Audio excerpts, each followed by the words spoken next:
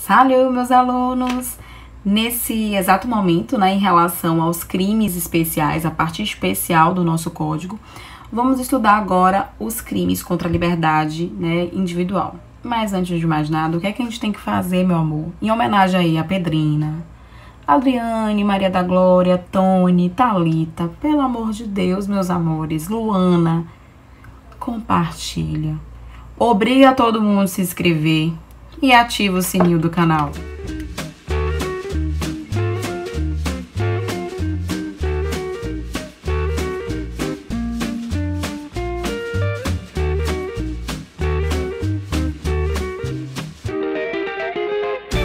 O artigo 5º, caput da Constituição Federal, ele tutela a nossa liberdade individual. Nós temos direito de ir e vir. Mas agora nesse tópico, nesse vídeo, nós estamos estudando os crimes contra a liberdade individual. Constrangimento, sequestro, tráfico de pessoas, escravidão. Então agora vamos estudar essas modalidades criminosas. Então vamos estar estudando agora do artigo 146 ao 149 do Código Penal. Vamos passar agora a analisar o primeiro crime, que é do artigo 146, que é o constrangimento ilegal. Então, como vimos, os fundamentos dos crimes contra a liberdade pessoal repousa no artigo 5º caput da Constituição Federal, que assegura a todos o direito à liberdade. Daí se extrai que qualquer espécie de violação à liberdade do ser humano reclama punição. No artigo 146 temos o seguinte, que é o crime do constrangimento ilegal. No caput, constranger alguém mediante violência ou grave ameaça ou depois de lhe haver reduzido por qualquer outro meio a capacidade de resistência a não fazer o que a lei permite ou a fazer o que a lei não manda. No preceito secundário temos o seguinte: detenção de 3 meses a 1 ano. No preceito secundário do caput, temos que é uma infração penal de menor potencial ofensivo. No parágrafo 1º, temos o aumento de pena. As penas aplicam-se cumulativamente e em dobro quando para execução do crime se reúnem mais de 3 pessoas ou há emprego de armas.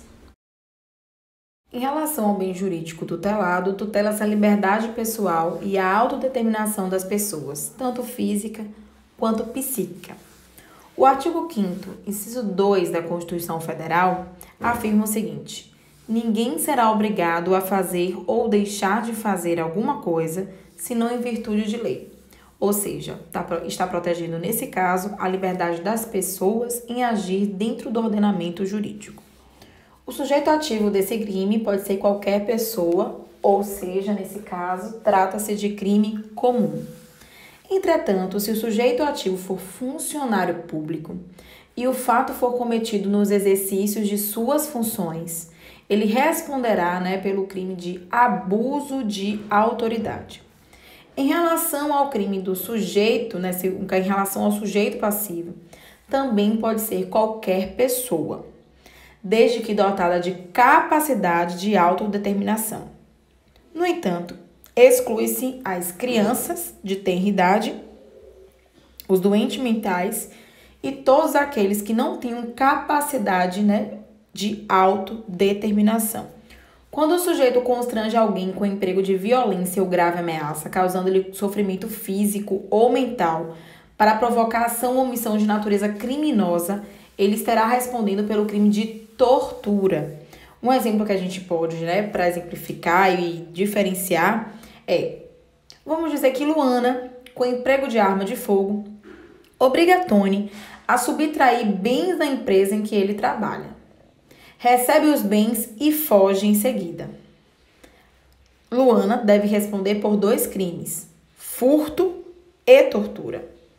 Se, entretanto, a violência ou grave ameaça dirigir-se à prática de contravenção penal, estará caracterizado o concurso material entre a contravenção cometida e o crime de constrangimento ilegal, pois a lei de tortura refere-se unicamente à coação para a prática de crime e não de tortura. Apenas um detalhe, para complementar o conteúdo. Constranger equivale a coagir alguém a fazer ou deixar de fazer algo. consiste, em suma, no comportamento de retirar de uma pessoa a sua liberdade de autodeterminação. Há crime, uma vez que somente ao Estado, claro que não de modo arbitrário, mas exclusivamente por meio da lei, confere a tarefa de disciplinar a obrigação ou a proibição de condutas por seres humanos. Em síntese, o delito pode ocorrer em duas hipóteses. Quando a vítima é compelida a fazer alguma coisa, é conduta comissiva positiva. Exemplo, beber um copo de cerveja, ela é obrigada a beber um copo de cerveja, andar sem sapatos em via pública, etc. Na segunda hipótese, seria o seguinte, quando a vítima é compelida a deixar de fazer algo, conduta omissiva negativa, que também engloba a situação em que ela é coagida a permitir que a gente faça alguma coisa. Exemplo, não fumar em local permitido, não correr em um parque público, etc. Então, o tipo objetivo é constranger, forçar, coagir, compelir a fazer ou a deixar de fazer algo utilizando violência ou grave ameaça. Violência é a utilização de força física na conduta criminosa. Pode ser a violência própria, que é o uso da força física, e imprópria qualquer outro meio, como dopar a pessoa com drogas para que ela faça algo que ela não queira. Física ou moral, imediata, utilizada na vítima, ou imediata, utilizada em terceiro. Pode também ser utilizada a grave ameaça, que é a violência moral, a não utilização da força física na conduta criminosa. E a ameaça pode até ser justa, mas tem que ser grave para caracterizar o delito. Em relação à ação penal, ela é uma ação penal pública incondicionada em todas as modalidades do delito. O constrangimento ilegal ele é um crime comum, ele pode ser praticado por qualquer pessoa, como já vimos. Ele é doloso, ele pode acontecer de forma livre, admite qualquer meio de execução. Então, nesse caso, ele é um crime também apenas para a gente dar aquela relembrada unissubjetivo, porque ele pode ser praticado por uma única pessoa, mas também é compatível, em relação ao concurso de agentes. Em relação à causa de aumento, o parágrafo 1º tem o seguinte: as penas aplicam-se cumulativamente e em dobro quando para execução do crime se reúnem mais de 3 pessoas ou há emprego de armas. Armas, no plural, significa espécies, próprias ou impróprias, e não mais de uma arma. Pela redação do dispositivo legal, é imprescindível que ao menos 4 pessoas tenham se envolvido nos atos executórios do constrangimento ilegal. Trata-se, então, de crime plurissubjetivo, plurilateral ou de concurso necessário. E, por tal motivo, ingressam nesse número os inimputáveis e sujeitos não identificados. Ou seja, quando falamos de plurissubjetivo, quer dizer que, nesse caso, é um crime que obrigatoriamente tem que acontecer em concurso de pessoas ou concurso de agente. Então, a pena será aumentada em razão do concurso de pessoas para execução do constrangimento ilegal. Em relação ao emprego de armas, como a lei não definiu o tipo de arma que leva ao aumento da pena, é possível falar na exasperação, tanto quando se tratar de arma própria, como no tocante à arma imprópria. Arma própria é todo objeto ou instrumento que foi originalmente concebido com a finalidade de ataque ou defesa, que é o caso do punhal, da pistola, do revólver. Já a arma imprópria é o objeto ou instrumento que, embora criado com a finalidade diversa, pode ser utilizado para ataque ou defesa, tais como a faca de cozinha, o machado, a chave de fenda, dentre outros. Parágrafo 2º. Além das penas cominadas, aplicam-se as correspondentes à pena de violência, se houver violência. Já no parágrafo 3º, não se compreende na disposição deste artigo a intervenção médica ou cirúrgica sem o consentimento do paciente ou de seu representante legal, se justificada por iminente perigo de vida, ou a coação exercida para impedir o suicídio. Em relação ao parágrafo 2º, o legislador entendeu que o emprego de violência torna o crime de constrangimento ilegal mais grave do que quando praticado com grave ameaça, pois é idôneo de proporcionar consequências mais funestas à vítima. Daí a razão de ser obrigatória, nesta hipótese, além das penas combinadas ao constrangimento ilegal, a imposição de penas resultantes da violência utilizada na execução do crime. Em relação ao parágrafo 3º, existem duas situações em que, nada obstante alguém tenha tolhido a sua liberdade de autodeterminação, o fato não configura o crime de constrangimento ilegal. Justifica-se a opção legislativa pela proteção de um bem jurídico indisponível, que é o caso da vida humana. A doutrina dominante classifica tais casos como causas especiais de exclusão da ilicitude, por se constituírem em manifestações inequívocas do estado de necessidade de terceiro. O sujeito é atingido em sua liberdade pessoal justamente para ser protegido do perigo que lhe rodeia. Há, contudo, posições contrárias. Para alguns autores, por exemplo, a redação da lei não se compreende na disposição deste artigo. Institui causas excludentes da tipicidade, pois se os fatos não se encontram compreendidos na norma penal incriminadora, são condutas atípicas. Logo, mesmo que você tenha uma religião e que é contra alguns atos de intervenção médica, o Brasil é um estado laico e ele pode agir profissionalmente da medicina contra a vontade do paciente ou de quem o represente, a fim de salvar a sua vida. Em relação ao suicídio, que está no inciso 2 do parágrafo 3º, o que é que a gente pode verificar? O suicídio ele não é definido como crime no Brasil, mas é uma conduta ilícita, não tolerada pelo direito, pois a vida humana é um bem jurídico indisponível, de interesse coletivo e expressamente protegido pelo artigo 5º caput da Constituição Federal. Portanto, não há constrangimento ilegal na coação exercida com violência ou grave ameaça para impedir a eliminação da própria vida por quem quer que seja. O constrangimento, ao contrário, ele é legal, pois o suicídio, este sim, é ilegal. O dispositivo em análise permite o emprego de coação para combater, para impedir o suicídio. Em geral, para impedir uma ação ou omissão ilícita, a constrição violenta de um indivíduo sobre outro deixa de ser criminosa. E, ao reconhecer expressamente a licitude da coação para evitar o suicídio, o Código Penal o fez apenas para afastar a controvérsia doutrinária sobre se o suicídio é ato contra o jus ou simplesmente imoral ou indiferente ao direito. Nesse caso, o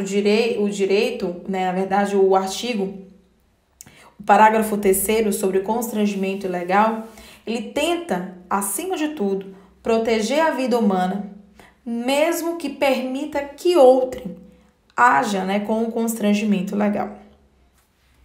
Se você continuar mexendo nas minhas coisas, amanhã você vai amanhecer com formiga na boca. Meu Deus do céu, o que é que essa doida está fazendo?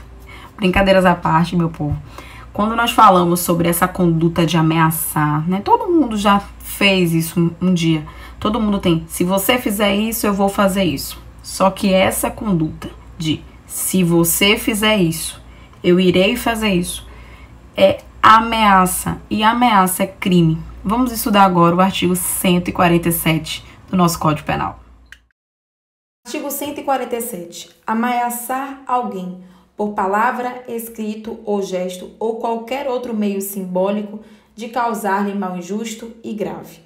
Pena, detenção de 1 a 6 meses ou multa. Nesse caso, infração penal de menor potencial ofensivo. O parágrafo único somente se procede mediante representação. Tutela-se a liberdade pessoal e a autodeterminação das pessoas, tanto física quanto psíquica. Logo, a ameaça é a promessa de um mal atual ou futuro.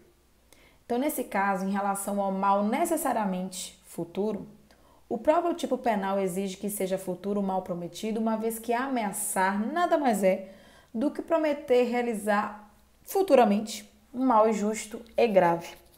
Consequentemente, o mal atual que está ocorrendo nada mais é do que o ato preparatório ou executório de outro crime. Exemplo. Vamos dizer que Pedrina diz a Haley que irá pegar uma faca para matá-lo. De posse do instrumento pérfuro cortante, ela é agarrado por terceiros, ou seja, a Pedrina é agarrada por terceiros que a impedem de agredir Haley. Há, no caso, tentativa de homicídio e não ameaça. Ok? Essa é a posição que eu acredito que o mal tem que ser futuro, viu? Não presente. Mas tem uma posição que diz o seguinte, o mal pode ser atual ou futuro. Aí ele dá o exemplo. A figura típica do artigo 147 do Código Penal não exige que o mal seja futuro. Ele exige que o mal, ele fala assim, ele exige que o mal, ele tem que ser atual, mas não precisa ser iminente. Eu me vinculo que o mal tem que ser futuro, ok, pessoas? Em relação ao sujeito ativo, ele pode ser praticado por qualquer pessoa. É um crime comum. Em relação ao sujeito passivo, também pode ser praticado por qualquer pessoa. Mas nesse caso, a ameaça tem que ser dirigida para uma pessoa certa e determinada, desde que capaz de compreender o caráter da ameaça. Ou seja, uma pessoa que é surda, uma pessoa que é inimputável, ela não pode ser vítima de crime de ameaça. O núcleo do tipo é ameaçar, que significa intimidar, amedrontar, mediante promessa de causar mal injusto e grave. Não é qualquer mal que se caracteriza o delito de ameaça, viu, pessoas? Mas apenas o classificado como injusto e grave. Ou seja, crime que pode ser físico, pode ser crime econômico ou moral. O mal injusto é aquele que a vítima não está obrigada a suportar, podendo ser ilícito ou simplesmente imoral. Por sua vez, o mal grave é o capaz de produzir ao ofendido, à vítima, um prejuízo relevante. Além disso, o mal deve ser sério ou fundado iminente e verossímil, ou seja, passível de realização. Em outras palavras, a ameaça há de ser séria e idônea. A intimidação da pessoa contra quem é dirigida. Você tem que sentir que aquela pessoa ela pode realizar aquele crime. Vale salientar, o fato é atípico por constituir crime impossível quando é inidôneo. Amedrontar, tal como quando causa risos ou quando seu destinatário não lhe confere credibilidade, por pior que seja a intimidação. É o caso das nossas mamães que ficam dizendo que vão matar a gente, que vão quebrar nossa cara. Isso não configura crime de ameaça. Também não há crime de ameaça a praga e o esconjuro, tal como alguém diz, vá para o inferno, ou que um raio te parta, uma vez que o agente não tem o poder de concretizar o mal prometido. Admite-se, contudo, a ocorrência do delito de ameaça na hipótese de dano fantástico, quando o sujeito passivo ele é supersticioso, ele acredita que aquilo pode acontecer, e o sujeito ativo ele tem consciência que a pessoa crê. Por exemplo, eu vou fazer um trabalho de magia negra para você, e ele sabe que a vítima crê nisso. Em relação à ação penal, ela é pública condicionada à representação. Ou seja, está onde? No parágrafo único do artigo 147. E a pena é de detenção de 1 a 6 meses ou multa. Esse crime é extremamente perigoso. Esse crime nós temos que ter receio, confiar no outro. Estamos falando agora de sequestro e cárcere privado. Existem inúmeros exemplos no mundo de pessoas que foram mantidas, encarceradas durante muitos anos. Existe um filme, inclusive, que eu acho que está na plataforma da Netflix, que é O Quarto de Jack, que é um exemplo, né, de sequestro e cárcere privado, que a mãe, né, teve o Jack nessa situação. Ela foi reiteradas vezes estuprada, né, pelo algoz, e ela deu à luz ao Jack. Então esse é um exemplo, por exemplo, de sequestro e cárcere privado. Agora vamos analisar, em relação juridicamente, doutrinariamente, o artigo 148 do Código Penal. Artigo 148. Privar alguém de sua liberdade mediante sequestro ou cárcere privado. Pena, reclusão de 1 a 3 anos. Parágrafo 1º. A pena é de reclusão de 2 a 5 anos se a vítima é ascendente, descendente, cônjuge ou companheiro do agente ou maior de 60 anos. Inciso 2. Se o crime é praticado mediante internação da vítima em casa de saúde ou hospital. Inciso 3. Se a privação da liberdade dura mais de 15 dias. Inciso 4. Se o crime é praticado contra menor de 18 anos. Inciso 5. Se o crime é praticado com fins libidinosos. Parágrafo 2º. Se resulta à vítima, em razão de maus tratos ou da natureza da detenção, grave sofrimento físico ou moral. Pena, reclusão de 2 a 8 anos. O bem jurídico protegido pela lei penal é a liberdade de locomoção, consistente no direito de ir, vir e permanecer de toda e qualquer pessoa humana. O fundamento constitucional deste delito encontra-se no artigo 5º caput da Constituição Federal.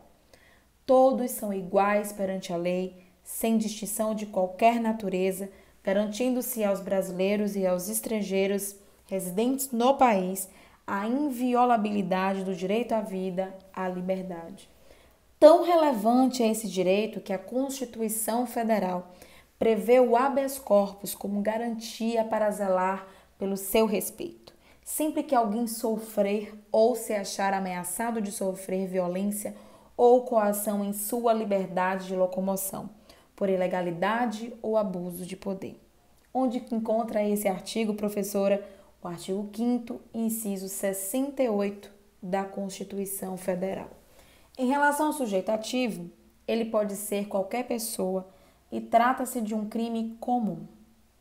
Agora, se for um funcionário público sujeito ativo no exercício de suas funções, estará caracterizado o crime de abuso de autoridade. Em relação ao sujeito passivo, pode ser também qualquer pessoa. Porém, se a vítima é ascendente, descendente, cônjuge ou companheiro do agente, ou pessoa com idade superior a 60 anos, ou inferior a 18 anos, incide a figura qualificada do artigo 148, parágrafo 1º, inciso 1 ou 4. Estará caracterizado o crime contra a segurança nacional, definido pelo artigo 28 da Lei de Segurança Nacional, na hipótese de sequestro ou cárcere privado praticado contra o presidente da República, do Senado Federal, da Câmara dos Deputados ou do STF. O consentimento da vítima, se válido, exclui o crime. Essa afirmação deve ser interpretada com bom senso. A gente tem que analisar se realmente a vítima consentiu para o cárcere privado. Com efeito, o direito à liberdade é indisponível e irrenunciável. Não se aceita a título ilustrativo a autorização de alguém para ser mantido em prisão perpétua. Mas nada impede que uma pessoa de deixar de exercer temporariamente seu direito de locomoção em condições éticas, legítimas e toleradas pelo ordenamento jurídico, que é o caso quando se recolhe em relação às religiões do candomblé e da umbanda que ficam em recolhimento, porque fez o popular fazer o santo. Aí as pessoas ficam recolhidas 21 dias, 3 meses, dependendo da religião. Então, a gente tem que entender que isso é o consentimento para esse cárcere privado. Outro exemplo que a gente pode dizer é o exemplo do que se dá no tempo mínimo de permanência de candidatos em salas de vestibulares, fazendo prova da OAB, em concurso público. Quando vocês estão na sala de aula fazendo prova, vocês estão dando consentimento para ter a sua liberdade tolhida. A nota comum entre os crimes de sequestro e de cárcere privado é a privação da liberdade da vítima, sem o seu consentimento, por tempo juridicamente relevante. O núcleo do tipo é privar, que significa tolher total ou parcialmente a liberdade de locomoção de alguém. Vale destacar que a palavra cárcere ela é sinônimo de calabouço, cela, prisão, o que evidencia a inserção da vítima em um local fechado e enclausurado. Anote-se, porém, que a diferenciação entre sequestro e cárcere privado é eminentemente doutrinária. Em termos práticos, essa distinção não interfere na tipicidade do delito, podendo influenciar somente na dosimetria da pena, em consonância com as circunstâncias judiciais previstas no artigo 59, caput do Código Penal. Admite-se a execução do crime por ação, regra geral, que é o caso ativa, comissiva, ou excepcionalmente por omissão, desde que presente o dever de agir, ou seja, ele tem que ser garantidor, tal como na hipótese que o pai nota que o filho, de pouca idade, está preso em seu quarto, mas dolosamente nada faz para libertá-lo. Ademais, meus lindos alunos, o sequestro e o cárcere privado podem ser cometidos mediante detenção, exemplo, levar a vítima a um cativeiro, ou retenção, impedir a saída da vítima de sua residência. Logo, os verbos são privar, que significa retirar, tolher a liberdade de locomoção, sequestro, a restrição da liberdade locomotora, mas a vítima não fica confinada, e o cárcere privado, a restrição da liberdade locomotora e a vítima fica confinada ou tem espaço restrito de locomoção. A ação penal é pública incondicionada e as penas do caput, a pena de reclusão de 1 a 3 anos, do parágrafo 1º, a pena de reclusão de 2 a 5 anos e a pena do parágrafo 2º é de reclusão de 2 a 8 anos. Vamos analisar agora o crime de redução à condição análoga de escravo. É um crime que está muito interligado à minha pesquisa, que eu fiz tanto na graduação como no mestrado, que é o crime muito correlacionado, que tem muito a ver com a consequência do crime que não será analisado nesse vídeo. Eu vou deixar para analisar num vídeo específico, até porque eu tenho material de sobra, porque foram pesquisas tanto da graduação como do mestrado, que é o crime de tráfico de pessoas. Gente, então é o seguinte, tem muitas pessoas que estão vivendo em escravidão hoje, agora mesmo. Estão trabalhando por um prato de comida. Estão trabalhando por muito menos do que o salário mínimo. Estão trabalhando em condições miseráveis. Isso é preocupante. Isso cresce muito. É uma realidade muito constante no nosso país. Então aqui finalizamos a análise dos crimes contra a liberdade individual, restando apenas o crime de tráfico de pessoas, que eu deixarei para um vídeo específico que será o nosso próximo vídeo. Por que eu estou deixando para um vídeo específico? Por causa da minha parte individual.